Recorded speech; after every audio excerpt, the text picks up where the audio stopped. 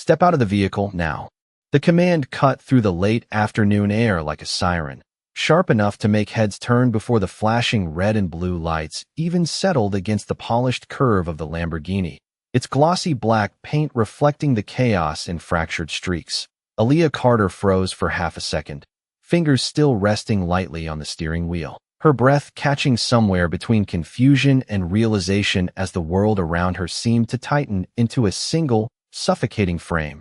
And then she moved, slowly, carefully, pushing the door open as the low hum of the engine faded into silence. Sneakers touched asphalt, warm from the Georgia sun, and the faint scent of heated rubber and city dust lingered as she stepped out, raising her hands just enough to show she wasn't a threat, her hoodie sleeves slipping slightly down her wrists. Across the street, someone lifted a phone, then another, small rectangles of glowing screens multiplying like silent witnesses, capturing every second before anyone even understood what was happening.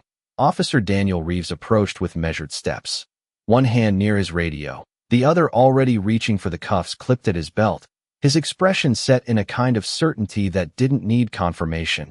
"License and registration," he said, voice flat, practiced, as if the outcome had already been decided. Aaliyah blinked once, steadying herself, her pulse loud in her ears, then nodded, moving carefully, deliberately, retrieving her license from the small leather wallet tucked in the center console, her fingers steady despite the tightening in her chest. She handed it over without a word, watching as his eyes flicked across the card, lingering just a fraction too long before something in his posture hardened. The radio on his shoulder crackled softly, a distant voice layered with static, but Reeves didn't look away from her. "This vehicle was reported stolen," he said, louder this time, enough for the growing crowd to hear, enough for the phones to catch every syllable. A ripple moved through the onlookers, whispers, raised brows, quick judgments forming in real time, and Aaliyah felt the weight of it press against her skin, heavier than the heat, heavier than the flashing lights. She shook her head once, not defensive, not panicked, just certain. "It's mine," she said quietly, her voice calm in a way that didn't match the tension surrounding her. And for a brief moment, there was a pause, a crack in the scene where the truth might have been considered, but it closed just as quickly. "Turn around," Reeves instructed, already stepping closer, the metallic glint of the handcuffs catching the sunlight as he reached for her wrist. Aaliyah hesitated, not in resistance, but in disbelief, her eyes flicking once toward the crowd, then back to the officer, searching for something human, something uncertain, but finding none.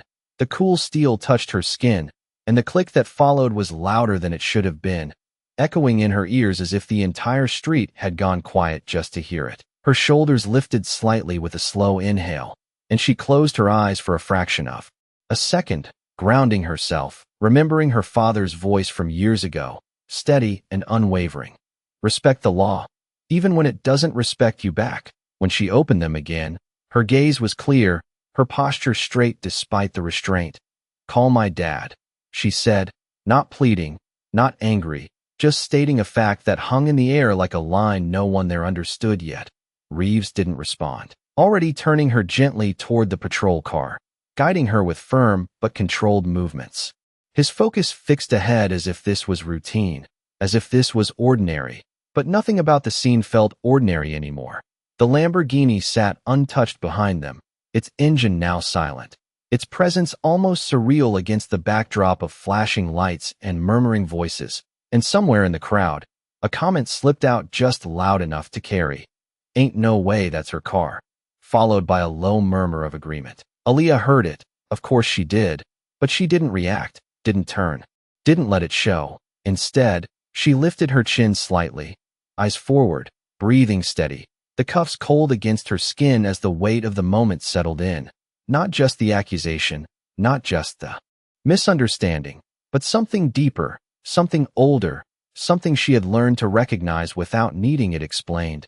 And still, she stood there, quiet, composed, waiting, as the sirens faded into the background and the world watched, certain they already knew the story, unaware it hadn't even begun to unfold. The back door of the patrol car opened with a dull mechanical thud, and the inside smelled faintly of vinyl and stale air, the kind that never quite left no matter how many shifts passed through it. Aaliyah lowered herself into the seat without resistance. Careful with her movements, the metal cuffs pressing lightly against her wrists as she adjusted her balance, her shoulders brushing against the cool partition that separated her from the front. Outside, the murmurs had grown louder, a low hum of speculation and assumption, punctuated by the soft clicks of cameras and the occasional sharp whisper that carried farther than intended.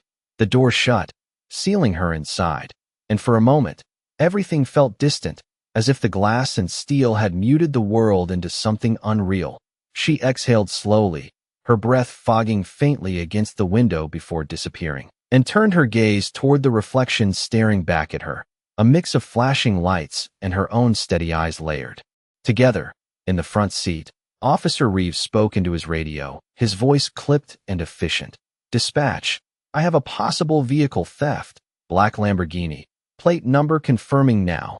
His fingers tapping the steering wheel in a rhythm that suggested impatience rather than doubt. A pause followed, filled only by static, and then a response crackled back, distorted but clear enough to catch fragments. "Copy that. Stand by for registration." And the words hung there, unfinished, like a door that had not yet been opened.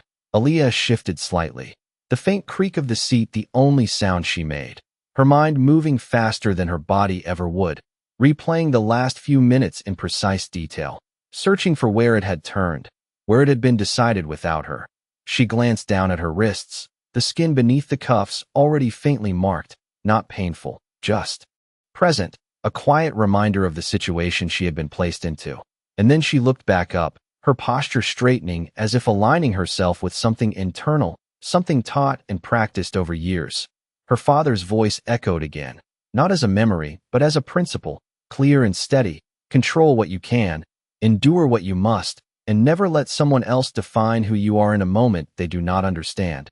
Outside, another officer approached the driver's side window, younger, his uniform still crisp in a way that suggested he had not yet worn it long enough for it to become second nature.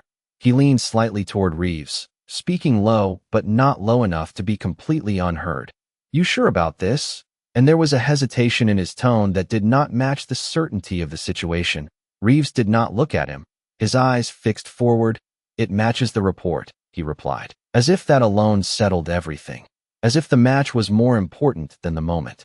Unfolding in front of them, the younger officer glanced toward the back seat, their eyes meeting for a brief second through the rearview mirror, and something flickered there, uncertainty, maybe even discomfort, before he looked away again, stepping back as if retreating from a line he was not ready to cross. The radio crackled once more, louder this time, sharper. "Unit 12, registration returns to Carter, repeat. Registered owner is Carter, address on file." The voice cut briefly, swallowed by static before continuing. "Status shows active, no theft reported." And the words landed with a quiet weight that seemed to shift the air inside the car. Reeves's fingers stopped tapping, just for a second, then resumed, slower now, more deliberate, his jaw tightening almost imperceptibly.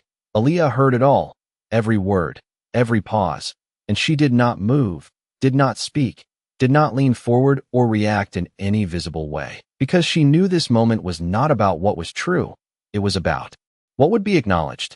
Outside, the small crowd had not dispersed. If anything, it had grown, drawn in by the flashing lights and the promise of a story, their voices blending into a single current of noise that pressed against the edges of the scene. Someone laughed softly, someone else questioned, and somewhere in between, a phone camera zoomed in closer, capturing the stillness inside the car as if it were part of the spectacle.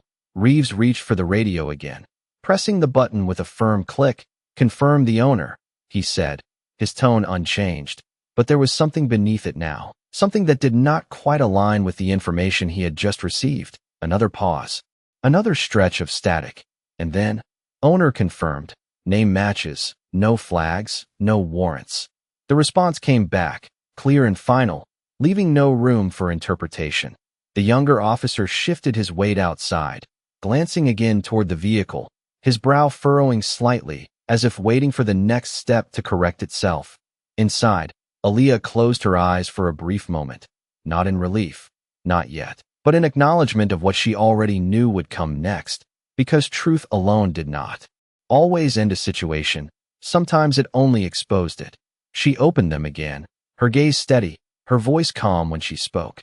"You have the wrong story," she said, not raising her tone, not forcing the words, just placing them into the space between them where they could not be ignored forever. Reeves did not turn around, did not respond immediately, and the silence that followed stretched longer than it should have, heavy with something unspoken, something unresolved, as the flashing lights continued to pulse against the windows, reflecting a scene that had already begun to shift, even if no one outside had realized it yet. Reeves finally turned halfway in his seat, just enough for his profile to catch the alternating red and blue glow washing across the interior, his eyes not meeting hers directly, but settling somewhere near the partition, as if the space itself could answer the question he had not asked out loud. The radio sat silent now, its earlier confirmation still hanging in the air like a statement no one had acted on. And for a moment, the only sound inside the car was the faint hum of the engine idling and the distant murmur of the crowd outside. Aaliyah watched him carefully, not searching for apology, not expecting correction, just observing.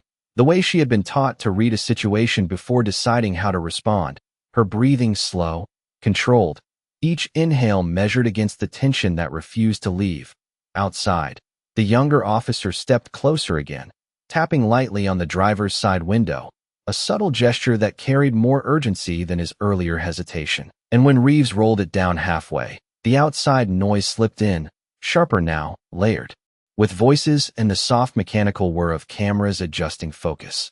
"Dispatch already cleared it," the younger officer said, keeping his tone low but firm this time. "The car is registered, there is no theft report." And there it was, spoken plainly, without static, without delay, the truth placed directly between them. Reeves's jaw tightened again, a small shift that might have gone unnoticed if not for the way his hand paused on the steering wheel, fingers pressing slightly harder than before, and he exhaled through his nose, slow, controlled, as if recalibrating something internal that had already been set. "We are verifying," he replied, the words careful, deliberate, as if repetition could reshape the situation into something that still made sense. Aaliyah heard that too, the shift from certainty to justification, and it settled into her chest with a quiet clarity that had nothing to do with fear and everything to do with recognition, because she had seen this before, not always this exact moment, not always this exact setting, but the pattern was familiar, the way truth could arrive and still not be enough. She leaned her head back slightly against the seat, eyes lifting toward the ceiling of the car for a brief second before returning forward, grounding herself again in the present, in the fact that she was still here, still composed, still in control of the only thing she could control, which was how she carried herself through it. Outside, the crowd shifted. Again, someone stepping closer to the edge of the scene, their voice rising just enough to cut through the noise. "So what did she do?" And another voice answering without hesitation. "They said she stole it." The words moving faster than facts, spreading through the small gathering like a conclusion already reached. Inside, the space felt smaller now, the air thicker, and Reeves adjusted his grip on the wheel before reaching for the radio again, pressing the button with more force than necessary. "Dispatch, confirm no active alerts tied to the vehicle," he said, his tone sharper this time. Less about asking and more about reinforcing what he wanted to hear. The response came back quickly, almost immediately. "Confirmed, no alerts, vehicle is clear." And the finality of it left no room for interpretation, no space for doubt to hide. The younger officer straightened outside, his shoulders lifting slightly, as if expecting the next step to follow naturally. As if this was the moment where things would correct themselves, where the cuffs would come off, where the situation would reset. But inside the car, nothing moved. Aaliyah felt the weight of that stillness more than anything else, the pause that stretched longer than it should have, and she lowered her gaze briefly to her hands again, the metal resting against her skin, cool and unyielding, a physical contrast to the clarity of what had already been said. She thought about calling her father again, about repeating the request, but something in her told her to wait, not out of hesitation, But out of understanding that this moment was revealing more than any words could, she lifted her eyes once more, her reflection steady in the glass, and spoke again, her voice quiet but firm. "You already know," she said, not accusing, not pleading, just stating what had become undeniable. Reeves did not answer immediately, and when he finally did, it was not to her, but to the space in front of him. "We are finishing the stop," he said, the words landing heavier than they sounded, because they carried a decision, one that had already moved past facts and into something else entirely. Outside, the younger officer stepped back again, his expression tightening as if he understood what that meant, as if he recognized the line that had just been drawn, and he looked away, choosing distance over confrontation. Inside, Aaliyah sat still, her posture unchanged, her breathing even, the tension around her no longer sharp but steady, like a current she had learned to stand against without being pulled under. Beyond the glass, the flashing lights continued their rhythm, painting the scene in alternating colors that never quite settled, and the crowd remained, watching, recording, assuming, unaware that the moment they thought they understood had already shifted into something far more complicated, something that would not end. The way it began. The silence inside the patrol car did not break. It thickened, stretching across seconds that felt longer than they should have, until even the faint ticking of the dashboard clock seemed louder than the voices outside. Aaliyah remained still, her shoulders relaxed but her posture unshaken, as if she had decided that no matter what unfolded next, she would not shrink to fit the moment they had placed her in. The flashing lights continued to ripple across the windshield, casting brief red and blue shadows across Officer Reeves's face. And for the first time, there was something less certain in the way he sat, a subtle shift in his posture, a tightening that suggested the situation was no longer as simple as it had been when he first stepped out of his vehicle. Outside, the younger officer hesitated before stepping closer once more, his voice more direct now. "We cannot hold her if there is no cause," he said, not loud, not confrontational, but firm enough to carry weight, and the words lingered between them like a boundary being tested. Reeves did not respond right away, his gaze fixed forward, his fingers tapping once against the steering wheel before stopping completely, as if even that small motion had begun to feel exposed under the circumstances. He reached for the radio again, but this time he did not press it, his hand hovering for a brief second before lowering back down, a hesitation that had not been there before. Inside the car, Aaliyah felt that shift more. Then she saw it, the subtle change in rhythm, the slight delay in reaction, the moment where control began to slip into something more complicated, and she took a slow breath, steadying herself, not in relief, but in preparation, because she understood that moments like this did not resolve quickly. They revealed themselves layer by layer. Outside, the crowd had grown restless, their attention sharpening as the scene lingered longer than expected, their voices overlapping with speculation. "Why is she still in there?" someone asked, and another voice responded. "They must have something." As if duration alone justified the situation, as if time could replace truth. The younger, not raise his voice, did not demand attention. He simply walked forward, each step measured, his gaze fixed on the patrol car. And as he drew closer, the subtle details began to register, the insignia on his lapel, the precision in his appearance, the unmistakable presence of someone who operated in a different sphere of authority. The murmurs in the crowd began to change, quieter now, less certain, as if the narrative they had constructed was beginning to unravel in real time.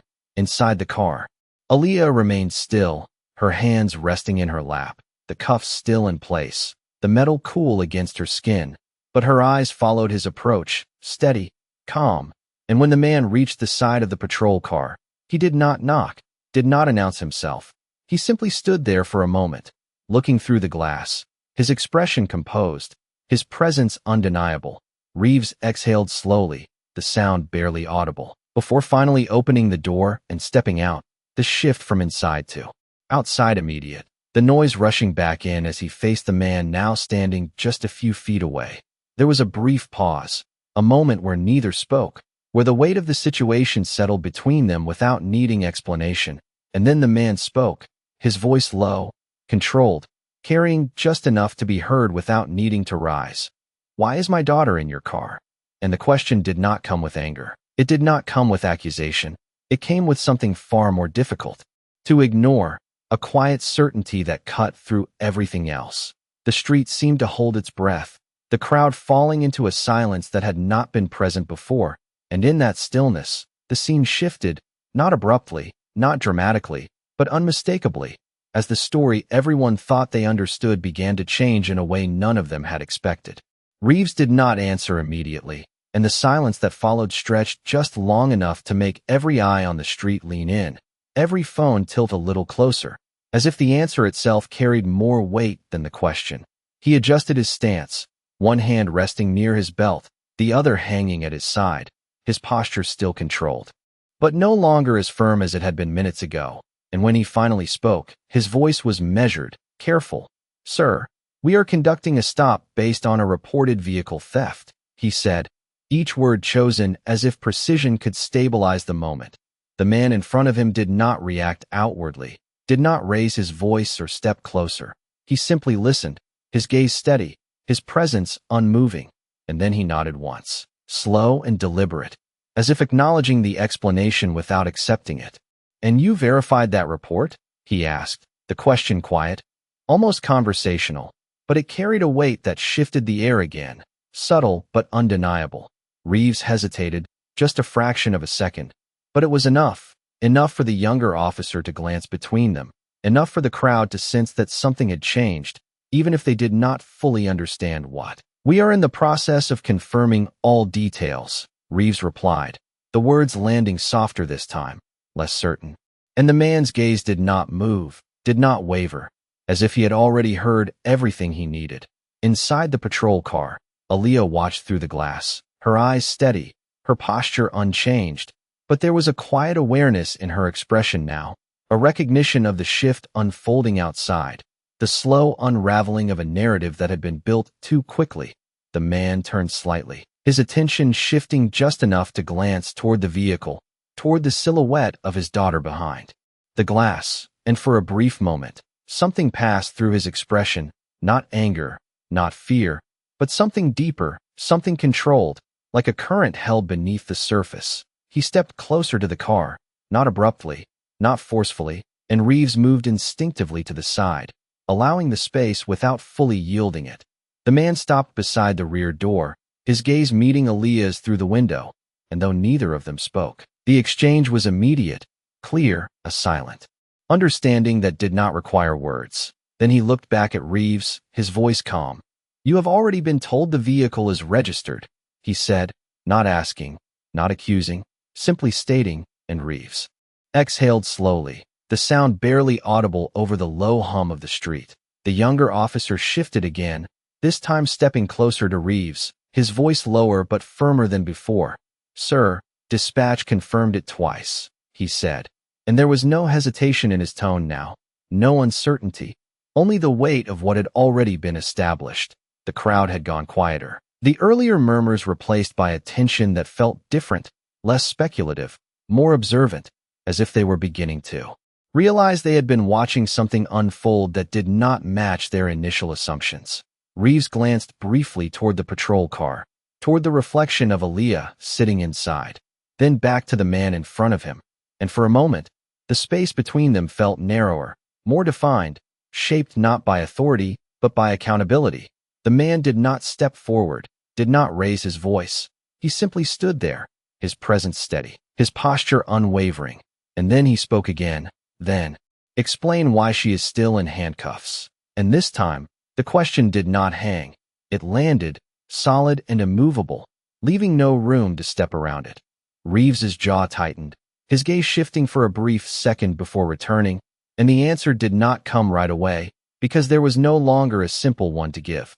Inside the car, Aaliyah felt the moment settle, the shift from control to exposure, the point where the situation could no longer be maintained by assumption alone, and she lowered her eyes briefly to her hands, the cuffs still in place, the metal unchanged, even as everything else began to move. Outside, the younger officer took a small step back, his posture straightening, as if creating space for something he knew was about to unfold, and the crowd remained still, their phones raised, their voices quiet, their attention fixed on the exchange that had taken a turn none of them had expected. Reeves finally moved, his hand reaching for the door handle of the patrol car. The motion slow, deliberate, as if each step now required consideration, and when the door opened, the outside noise rushed back in, filling the space that had been held in tension. Aaliyah looked up, meeting his gaze for the first time since he had turned around earlier, and there was no defiance in her expression, no anger, only a calm steadiness that made the moment heavier than any raised voice could have. The man stepped slightly closer, not interfering, not intervening, simply present, and Reeves paused for a brief second before speaking, his voice lower now, less certain than before. "Step out of the vehicle," he said. But this time, the command did not carry the same weight it had at the beginning, because everything around it had changed. Aaliyah shifted forward, her movements controlled, her posture upright as she stepped out onto the street once more, the cuffs still resting against her wrists, the cool metal unchanged, but the air around her different now, charged with a quiet recognition that something had shifted beyond the surface. The man stood beside her, not touching her, not speaking immediately, and for a brief moment, they simply stood there together, the space between them filled with understanding, with restraint, with something far stronger than the tension that had come before. The street remained still, the crowd silent, the flashing lights continuing their rhythm, but the story that had begun with certainty now stood on uncertain ground, and everyone there could feel it, even if they did not yet know what would come next. The air did not move when Aaliyah stepped fully onto the pavement. It seemed to hold its breath with her, the faint warmth of the asphalt rising through the soles of her sneakers as the weight of every watching eye settled across her shoulders. The cuffs still rested around her wrists, unchanged, their presence now louder than any siren had been earlier, and yet she did not look down at them.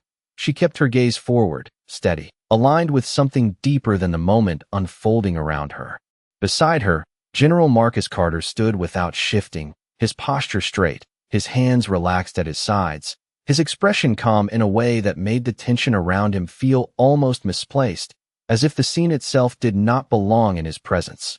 Officer Reeves remained in front of them, the distance between them now more symbolic than physical, his earlier certainty replaced by something less defined, something that required explanation rather than assumption.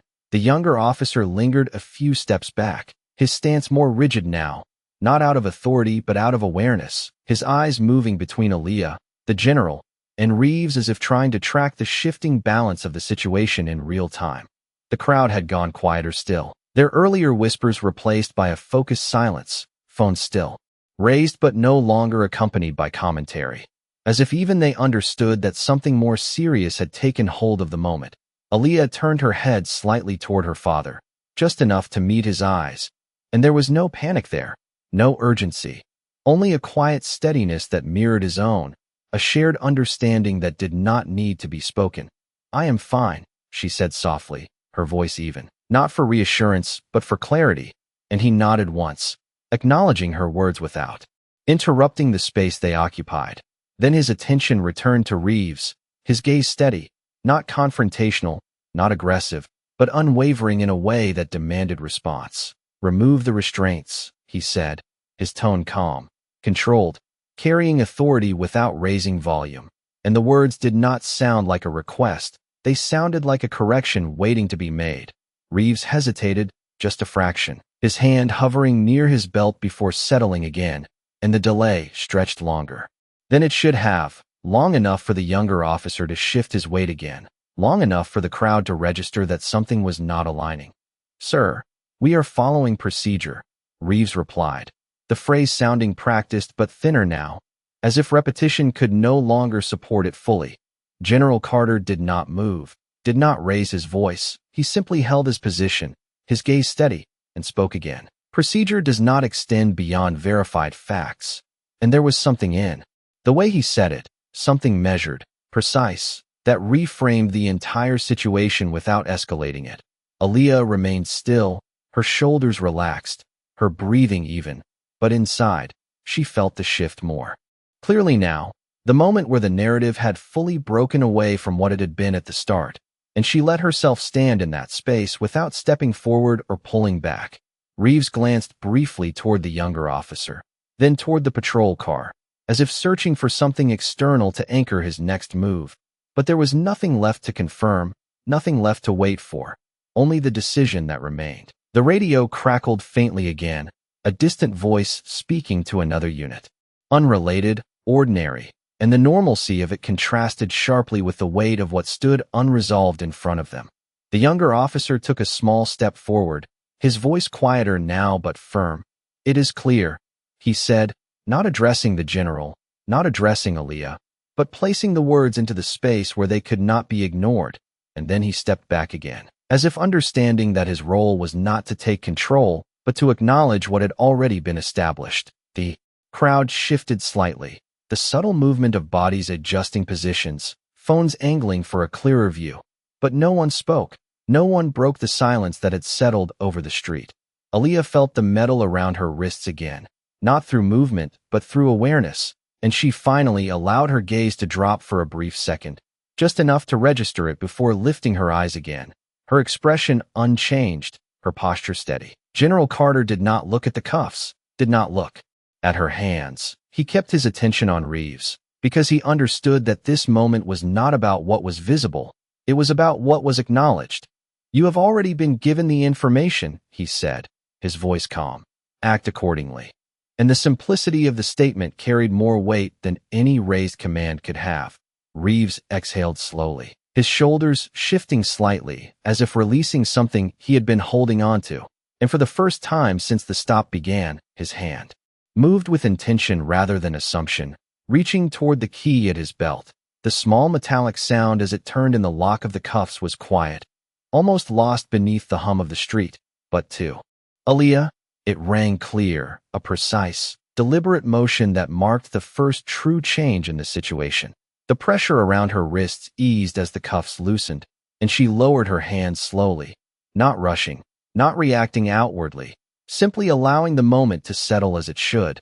The crowd exhaled collectively, a soft release of tension that had built without them realizing it. And the younger officer looked down briefly before lifting his gaze again, his expression unreadable, but no longer uncertain. Reeves stepped back half a step, creating space where there had been none before, his posture no longer rigid, his presence no longer dominant, and the street, though still filled with flashing lights and watching eyes, felt different now, not resolved, not complete, but undeniably changed in a way that could not be undone. The metal no longer pressed against Aaliyah's wrists, but the faint imprint remained, a pale outline against her skin that seemed to linger longer than it should, and she flexed her fingers slowly, not to test the freedom, but to ground herself in it.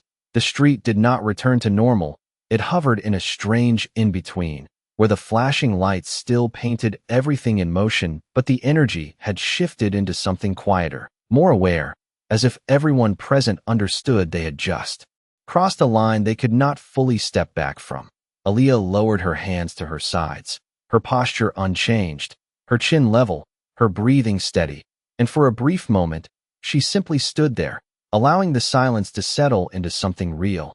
Officer Reeves stepped back another inch, the movement small but significant, his earlier authority now replaced by a kind of careful distance, and his gaze did not quite meet hers, instead drifting toward the ground before returning to a neutral point somewhere between them. The younger officer remained still, his shoulders squared, but there was no tension in them now, only a quiet attentiveness, as if he was witnessing something he would remember long after this moment ended.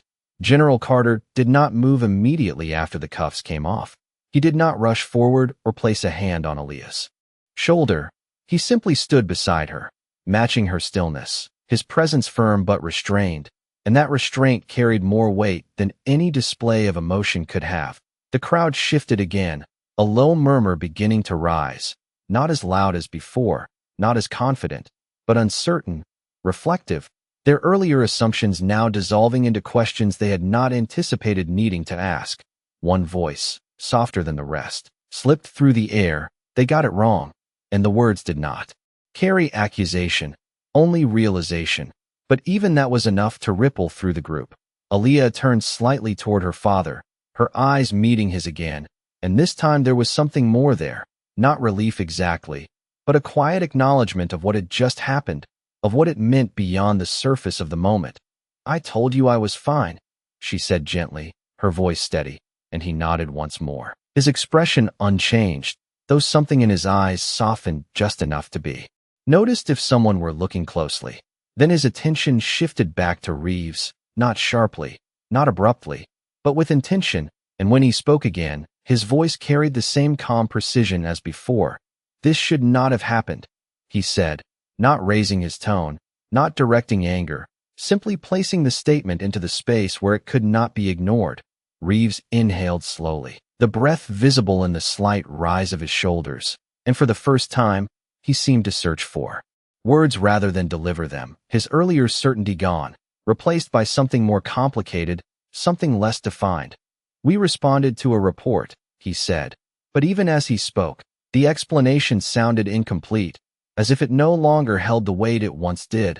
Aaliyah listened, her head tilted just slightly, not in challenge, not in disbelief, but in quiet observation, and she did not interrupt, did not respond immediately, because she understood that this moment was not about correcting him.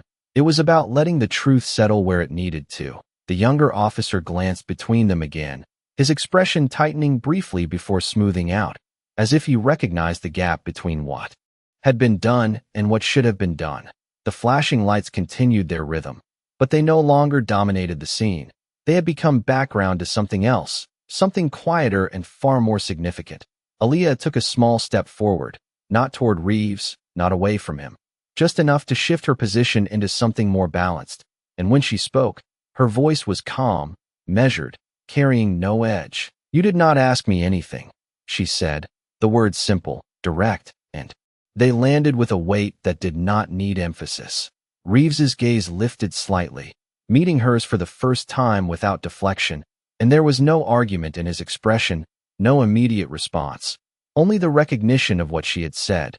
The crowd fell quieter again, as if the moment demanded it, as if even those watching understood that something deeper than a mistake had just been revealed. General Carter did not interrupt, did not add to her statement. He allowed it to stand on its own, because it carried everything it needed. Aaliyah held his gaze for a second longer, then let it go, turning her attention slightly away, not dismissive, not withdrawn, just choosing not to hold the moment longer than necessary.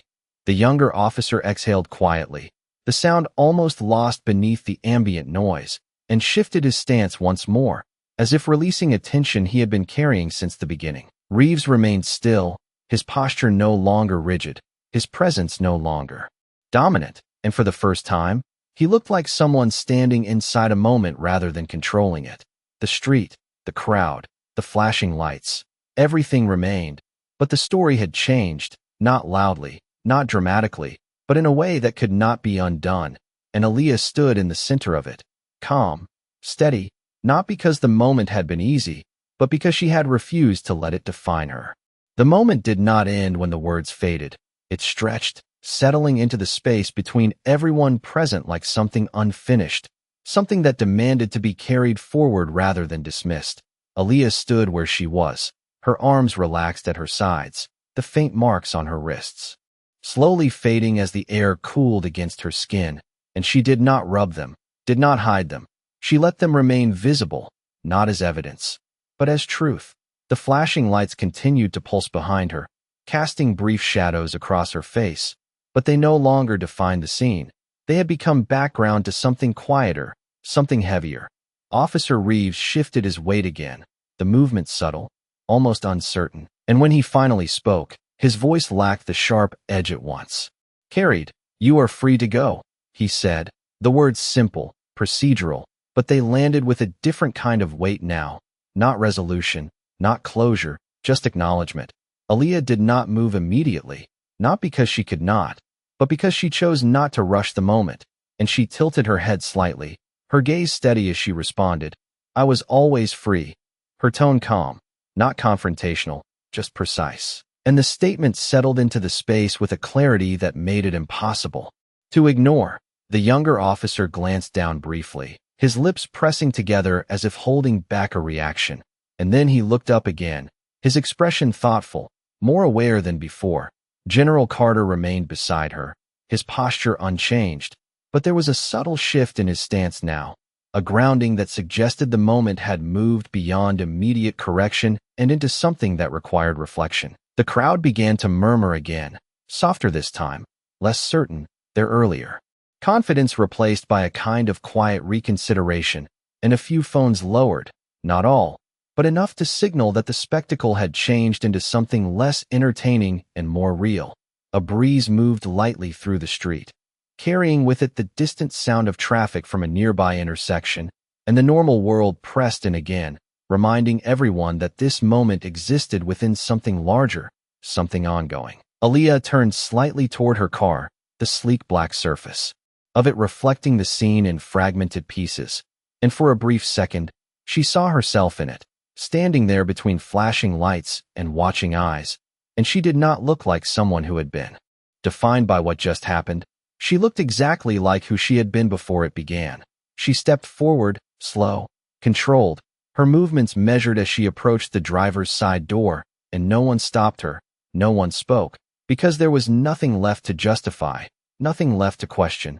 Her hand reached for the handle, the metal cool beneath her fingers, and she paused there for just a moment, not hesitating, but acknowledging the shift that had taken place, the invisible line she had been forced to stand on and then step beyond.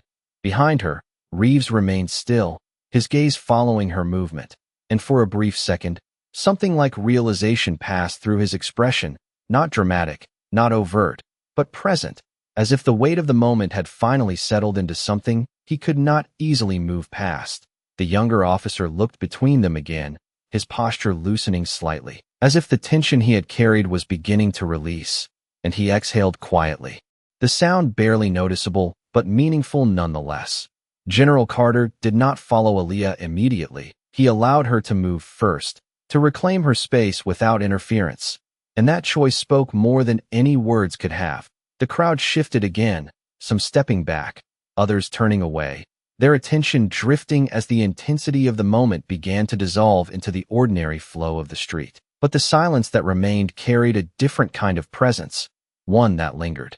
Even as people began to leave, Aaliyah opened the door and paused once more, glancing briefly over her shoulder, not at the crowd, not at the younger officer, but at Reeves, her expression calm, steady, and for a second, their eyes met again, not in confrontation, not in challenge, but in recognition, a moment where nothing more needed to be said.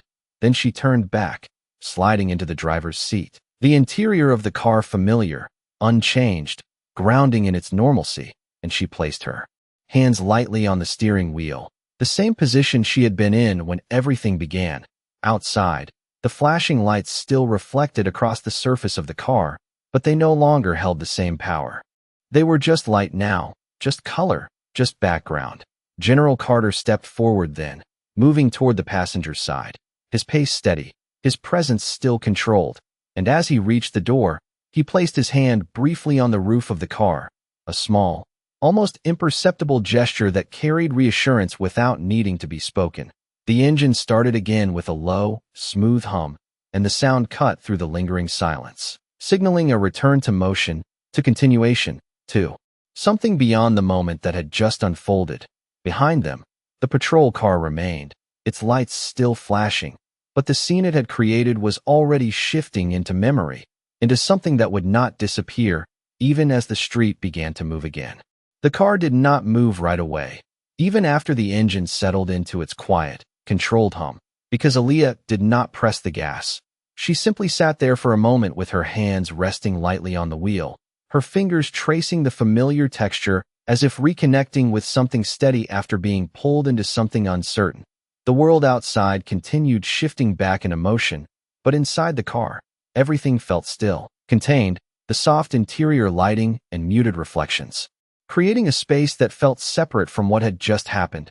General Carter closed the passenger door with a quiet, precise motion and adjusted his seatbelt without urgency, his movements measured, his presence grounding, and he did not speak immediately. He allowed the silence to remain, knowing that not every moment required words to be understood. Aaliyah glanced briefly at the rearview mirror, catching a glimpse of the patrol car still parked behind them, the lights flashing against the street in steady intervals, and for a second, she held that image, not with anger, not with fear, but with clarity, because she knew it would not leave her as quickly as the moment itself had ended. She exhaled slowly, her breath steady, then shifted the car into drive, the movement smooth, controlled. And the vehicle rolled forward with a quiet power that contrasted sharply with the tension it had been surrounded by just minutes earlier. The crowd parted naturally, stepping back without needing to be asked, their earlier presence dissolving into the background as the car moved past them, and a few phones remained raised, capturing the departure, but the energy had changed, the curiosity replaced by something quieter, something more reflective. As they pulled onto the main road, the flashing lights behind them grew smaller, fading into the distance until they were no longer visible in the mirror, and the street ahead opened up, lined with trees and afternoon traffic moving at a steady pace, as if nothing unusual had happened at all. Inside the car, the silence continued, but it felt different now, less heavy, more deliberate, and Aaliyah kept her eyes on the road, her posture relaxed but attentive, her movements precise as she adjusted her speed to match the flow of traffic. After a few moments, General Carter spoke, his voice calm, even. "You handled that well." And the words were not praise, not exaggerated, just acknowledgement, simple and direct. Aaliyah did not look at him right away. She kept her gaze forward, her hands steady on the wheel, and then she gave a small nod. "I did what you taught me," she replied, her tone just as calm, just as measured, and there was no pride in it, no need to prove anything, just truth. He nodded once in return, his eyes briefly shifting toward her before returning to the road ahead, and for a moment, that was enough, the exchange complete without needing anything more. The city moved around them, traffic lights changing, pedestrians crossing, the ordinary rhythm of daily life continuing without interruption, and yet, inside the car, there was a quiet awareness that something had shifted, not just in the moment they had left behind, but in what it meant going forward. Aaliyah adjusted her grip on the wheel slightly, her fingers brushing against the faint marks that were still visible on her wrists, and this time, she did not ignore them. She let her thumb trace lightly over the skin, not as a reminder of what had been done, but as a recognition of what had been revealed. "They did not see me," she said after a moment, her voice softer now, not questioning, not seeking an answer, just stating something she already understood. General Carter did not respond immediately, his gaze steady, his posture unchanged, and when he finally spoke, his words were quiet, deliberate. They saw what they expected to see, and the simplicity of it carried a weight that settled into the space between them. Aaliyah nodded slightly, her eyes still on the road, processing the statement not as something new, but as something confirmed, something she had already known but now understood more clearly. The car continued forward, the smooth hum of the engine blending with the distant sounds of the city, and for a while, neither of them spoke, because there was nothing more that needed to be said in that moment. But the silence was not empty. It was full, filled with reflection, with understanding, with the quiet recognition that the moment they had just experienced was not isolated, not rare, but part of something larger, something that extended beyond a single street, a single stop, a single officer. Aaliyah's grip on the wheel tightened just slightly, not from tension, but from resolve, and she straightened her posture a fraction more, her eyes focused ahead, her expression calm but firm. Behind them, the scene they had left behind continued to dissolve into memory, into something that would be replayed, discussed, analyzed. But for Aaliyah, it had already become something else, something internal, something that would shape how she moved forward. Rather than hold her back, the road stretched ahead, open and steady, and as the car moved through it, there was a quiet sense that this moment, though finished on the surface, was only beginning to unfold in ways that neither of them would fully see yet, but both of them understood would matter far beyond what had just happened on that street. The road stretched forward in long, even lines, the late afternoon sun dipping lower just enough to cast a softer light across the windshield, and Aaliyah adjusted her speed slightly as traffic thickened ahead, her foot easing onto the brake with controlled precision. The rhythm of driving grounded her, each small movement returning her to something familiar, something predictable, and yet the silence inside the car carried more than just the present moment. it carried what had already begun to unfold beyond it. General Carter sat with his hands resting calmly in his lap, his posture unchanged, but his gaze had shifted slightly, not outward, but inward, as if he was measuring something that could not be seen on the surface. After a few seconds, he reached into the inside pocket of his jacket and pulled out his phone, the motion smooth, deliberate, and he unlocked it without hesitation, his thumb moving with practiced familiarity. Aaliyah noticed the movement from the corner of her eye, but did not ask. She kept her focus on the road, her hands steady, her breathing even, because she already understood that this moment was not ending, it was transitioning. The phone screen reflected faintly against the window as General Carter scrolled briefly, then selected a contact. And when he lifted it to his ear, his voice remained calm, controlled. But there was a firmness beneath it now, something that had shifted from observation to action. "This is Carter," he said, his tone measured, leaving no need for introduction. "I need the body camera footage from a traffic stop on Peachtree Avenue, approximately 20 minutes ago," and he paused, listening, his eyes steady, his expression unchanged.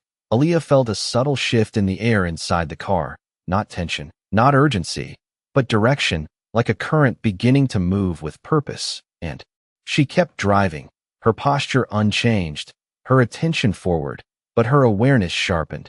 "Yes," he continued, his voice even.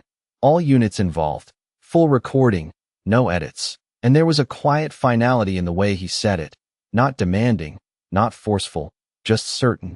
He listened again, nodding once as if the person on the other end could see him, and then he lowered the phone slightly, ending the call without further words. The silence returned, but it was no longer reflective, it was active, filled with intention rather than contemplation.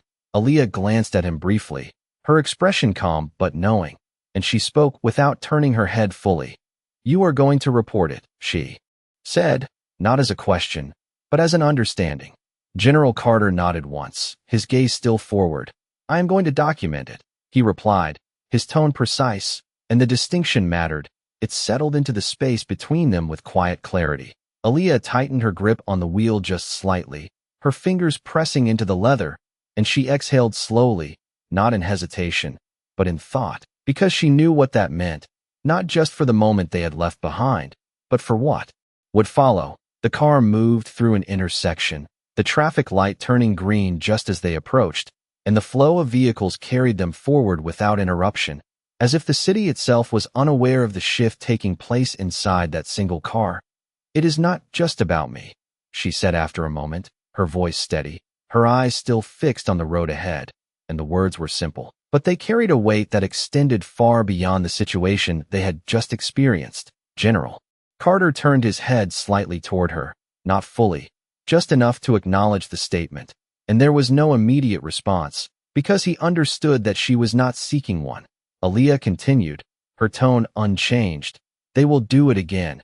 And there was no anger in her voice, no accusation, only a quiet certainty that made the statement harder to dismiss. The hum of the engine filled the brief silence that followed, and outside, the city continued its rhythm, unaware, unchanged, moving forward as it always had. General Carter looked ahead again, his posture steady, his expression composed, and when he spoke, his voice carried the same calm precision. "Then it needs to be addressed in a way that prevents it." And the words did not sound like intention, they sounded like a plan already forming. Aaliyah nodded slightly, her eyes narrowing just a fraction in focus, not intention, and she adjusted her speed again as traffic began to thin, the open road ahead stretching further now, clearer, more direct. The marks on her wrists had faded further, almost gone, but she still felt them, not physically, but as something that had already settled into memory, into understanding. She did not look at them again. She did not need to, because what they represented had already moved beyond the surface. The car continued forward, steady, controlled, and the silence that followed was no longer about what had happened. It was about what would come next, about how a moment that could have ended quietly on a single street had instead begun to expand into something larger, something that would not be contained by time or distance. And as the city opened up ahead of them, the path forward did not feel uncertain, it felt inevitable, shaped not by what had been done, but by what they had chosen to do with it. The sun dipped lower as the car merged onto a quieter stretch of road, the golden light stretching across the dashboard in long, soft lines, and Aaliyah adjusted her grip on the steering wheel, her fingers steady, her posture unchanged, but her focus sharper now, as if the road ahead demanded more than just attention. It demanded intention. The city sounds faded slightly, replaced by the low, consistent hum of the engine and the distant rhythm of tires against pavement, and inside that controlled space, the weight of what had been set in motion began to take shape. General Carter sat forward just slightly, not tense, not rigid, but engaged, his presence shifting from observer to decision-maker in a way that did not need to be announced. His phone buzzed once against his palm, a quiet vibration that broke the silence without disrupting it, and he glanced down briefly before lifting it again. His expression unchanged but focused. He answered without hesitation, his voice calm. Measured, "Carter," he said, and the response on the other end was not audible, but it was immediate, fast, layered with urgency that contrasted with his steady tone. Aaliyah did not look over this time. She kept her eyes on the road, but she listened, her awareness tuned to every word, every pause, because she understood that this conversation mattered, not just for what had happened, but for what would follow. "Send it to my office," he continued, his tone even, "full footage, including audio. And I want the dispatch logs attached." And there was no negotiation in his voice, no room for delay, only clarity. A brief pause. Then, "Yes, I am aware," he added, his gaze shifting slightly toward the windshield as if looking beyond the immediate road. "That is exactly why it needs to be reviewed properly." And he ended the call with a small, deliberate motion, lowering the phone back into his lap. The silence that followed was not empty. It carried the weight of confirmation, of action already in motion. And Aaliyah exhaled slowly, her breath steady, her thoughts aligning with what she had already sensed. "They will try to explain it," she said quietly, her voice calm, not skeptical, not dismissive, just aware, and her father nodded once, his gaze steady. "They will," he replied. "That is what systems do when they are challenged." And the statement was not cynical, it was factual, grounded in experience rather than assumption. Aaliyah adjusted her speed as a car ahead slowed slightly, her foot easing onto the brake with controlled precision, and she felt the rhythm of the road again, steady, predictable, in contrast to the unpredictability of what they had just left behind. "And will it change anything?" she asked, her tone still even, not pressing, not demanding, just placing the question into the space between them. General Carter did not answer immediately, and for a moment, the only sound was the quiet hum of the engine and the soft rush of air passing over the car as they moved forward. He leaned back slightly in his seat, his eyes focused ahead, and when he spoke, his voice carried a different weight, something deeper than before. "That depends on whether it is treated as a mistake," he said, pausing briefly, "or as a pattern." And the distinction settled into the air with quiet gravity. Aaliyah nodded slightly, her fingers tightening just a fraction on the wheel, not from tension, but from understanding, because she knew the difference. She had lived the difference, even if not always in moments as visible as the one they had just experienced. The road opened up further, the traffic thinning as they moved away from the center of the city, and the sky above shifted into deeper shades of orange and blue, the light softening as the day moved toward evening. Inside the car, the atmosphere shifted again, not lighter, but clearer, as if the direction they were moving in had become more defined. "I do not want an apology," Aaliyah said after a moment, her voice steady, her eyes still forward, and the statement was simple, but it carried intention. General Carter turned his head slightly toward her, his expression attentive, and she continued, "I want it to not happen again." And there was no emotion in her voice beyond certainty. No anger, no frustration, just a clear articulation of what mattered. He held her gaze for a brief second, then nodded once, slowly, as if sealing the statement into something more than words. "Then that is what we focus on," he said, his tone calm, but firm, and the weight of that commitment settled into the space between them. The car continued forward, steady, controlled, the city fading behind them as the road stretched out ahead, and though the moment on that street had ended, its impact had not. It had shifted, expanded, begun to take on a shape that would reach far beyond a single interaction, far beyond a single decision. And as the light continued to fade and the road carried them forward, there was a quiet understanding between them that what had begun as a misunderstanding had become something else entirely, something that would not be left behind, something that would move with them into whatever came next. The sky had deepened into a quiet blend of amber and blue by the time they turned off the main road, the city noise fading into something softer, more distant, and Aaliyah slowed the car as they approached a long, tree-lined drive, the tires rolling gently over smooth pavement that reflected the last light of the day.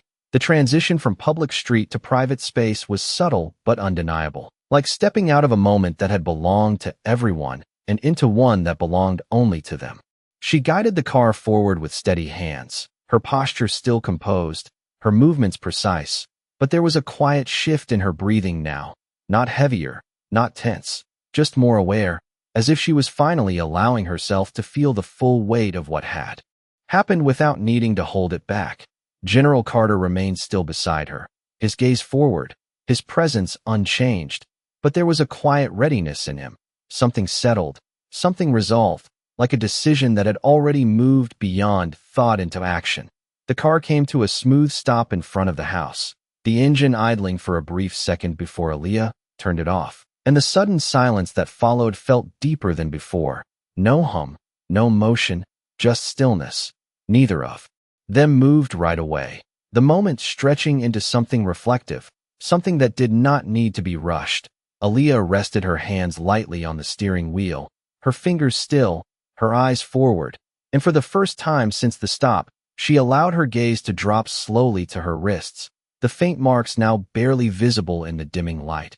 Almost gone, but not entirely, and she traced one lightly with her thumb, not to remember the discomfort, but to acknowledge what it represented. "It will be in the footage," she said quietly, her voice steady, and she did not look at him when she spoke. She did not need to, because the statement was not for confirmation, it was for clarity. General Carter nodded once, his eyes shifting slightly toward her hands before returning forward. "Yes," he said simply. And there was no hesitation in his tone, no uncertainty, only certainty grounded in experience. Aaliyah leaned back slightly in her seat, exhaling slowly, her shoulders relaxing. Just a fraction, and she closed her eyes for a brief moment, not to escape the memory, but to settle it into something she could carry without it controlling her. Outside, the trees moved gently in the evening breeze, their leaves catching the last light in soft, shifting patterns, and the quiet of the space contrasted sharply with the noise they had left behind. "What happens next?" she asked after a moment, her voice calm, her eyes opening again, her gaze steady. General Carter turned slightly toward her, not fully, just enough to acknowledge the question, and he paused briefly, not because he did not know, but because he understood the importance of how it was answered. "Next," he said, his tone even. "It is reviewed, documented, and presented." And the words were simple, but they carried structure, process, direction. Aaliyah nodded slightly, her expression thoughtful, and she shifted her weight just enough to turn slightly toward him. "And then?" she asked, not pressing, not challenging, just continuing the line of thought. He held her gaze for a second longer this time, his expression steady, and then he answered. "Then it is measured against what should have happened." And there was a quiet emphasis in the way he said it, not forceful, but deliberate. Aaliyah absorbed that, her eyes narrowing just slightly in focus, and she understood the implication, not just comparison, but accountability, not just review, but consequence. She glanced once more at her wrists, then let her hands fall back into her lap, her posture straightening again, her presence returning fully to the present. "And if it does not match," she said softly, and this time there was a subtle shift in her tone, not doubt, but expectation. General Carter did not look away, his voice steady. "Then it changes," he said, and the simplicity of it carried more weight than anything else he could have added. The silence that followed was not uncertain, it was grounded, anchored in that statement, and Aaliyah nodded once, slowly, as if aligning herself with that direction, that outcome. She reached for the door handle, her movements controlled, and paused for just a second before opening it. the cool evening air brushing against her skin as she stepped out of the car. The ground beneath her feet felt solid, steady, unchanged, and she stood there for a moment, looking out at the quiet space around her, the calm after something that had not been calm at all. General Carter stepped out on the other side, closing the door with the same quiet precision, and he did not speak as he walked around the front of the car, joining her without urgency. They stood side by side again, not in confrontation, not in tension, but in shared understanding, and the space between them felt different now, not defined by what had happened, but by what they had chosen to do with it. Aaliyah lifted her chin slightly, her gaze steady, her posture aligned with something deeper than the moment, and she did not look back toward the road. She did not revisit the scene they had left behind, because she knew it was already moving forward in ways that would not be undone. The night began to settle around them, the last light fading, and in that quiet, there was a sense that the moment had not ended. It had shifted, transformed into something that would carry forward, something that would not remain unseen, something that would not remain unchanged. The night settled fully by the time they stepped inside, the quiet of the house wrapping around them in a way that felt both familiar and distant, as if the space itself recognized something had shifted even if nothing had physically changed. Aaliyah moved first, setting her keys down on the narrow table by the door, the soft sound of metal against wood echoing faintly in the stillness, and she paused there for a moment, her hand resting lightly beside them as her eyes traced the outline of the room, grounding herself in something steady, something unchanged. General Carter followed a step behind, closing the door with the same measured precision, and for a brief second, he stood there, his hand still on the handle, as if marking the transition from everything outside to everything within. Neither of them spoke right away, not because there was nothing left to say, but because the moment did not need words to exist. It needed space to settle. Aaliyah exhaled slowly, her shoulders lowering just slightly as she moved further into the room, her steps quiet against the hardwood floor, and she reached up briefly, brushing a loose strand of hair behind her ear, the small gesture more instinct than thought. She glanced once more at her wrists under the soft light of the room, the marks now barely visible, almost gone, and she did not linger on them. She let her hand fall naturally back to her side, because what remained was no longer something that could be seen. General Carter stepped past her, his posture still composed, but there was a quiet shift in his presence now, something less formal, more reflective, as he set his phone down on the counter, the screen lighting briefly before fading into darkness. "It will move quickly," he said after a moment, his voice calm, low, and Aaliyah turned slightly toward him, her expression steady, not questioning, not uncertain, just listening. "It has to," she replied, her tone even, and there was no urgency in her voice, only clarity. He nodded once, his gaze meeting hers for a brief second, and then shifting away, not out of avoidance, but out of thought, as if he was already seeing the next steps, the conversations, the rooms where decisions would be made. Aaliyah moved toward the window, her reflection faint against the glass, the outside world now quiet, the streetlights casting soft pools of light across the empty road beyond, and she rested her hand lightly against the frame, her fingers still, her posture relaxed. "Do you think it will matter?"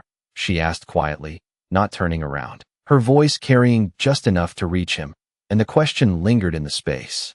Not heavy, not uncertain, but real.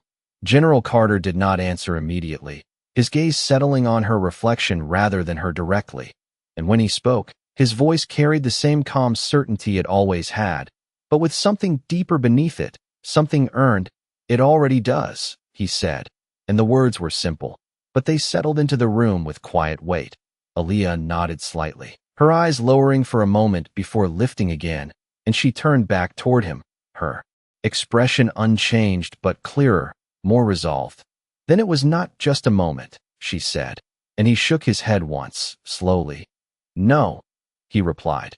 "It was a turning point, and the distinction sat between them, not dramatic, not loud, but undeniable. The silence that followed was not empty. It was full, filled with understanding, with the quiet acknowledgement that something had shifted beyond what either of them had planned, beyond what either of them had expected. Aaliyah stepped away from the window, her movements calm, her posture steady, and she moved toward the center of the room, stopping just short of where he stood, and for a brief second, they faced each other, not as father and daughter, defined by the moment, but as two people who had chosen how to respond to it. "I did not want it to happen," she said softly, her voice steady, and he nodded once. "I know," he replied, and there was no need to add anything more, because that truth did not require explanation. She held his gaze for a second longer, then looked away, not in dismissal, not in avoidance, but in completion, as if the moment had reached its natural end. Outside, the night continued quietly, unchanged, the world moving forward as it always did, but inside, something had settled into place, something that would not be undone by time or distance. Aaliyah took a slow breath, her shoulders lifting and falling in a steady rhythm, and she moved past him toward the hallway, her steps light, her presence calm, not carrying the weight of what had happened, but the meaning of it. General Carter remained where he was for a moment longer, his gaze following her briefly before shifting back to the room, to the quiet, to the space that now held more than it had before. He exhaled slowly, the sound barely audible, and then turned, reaching for his phone again, not out of urgency, but out of purpose.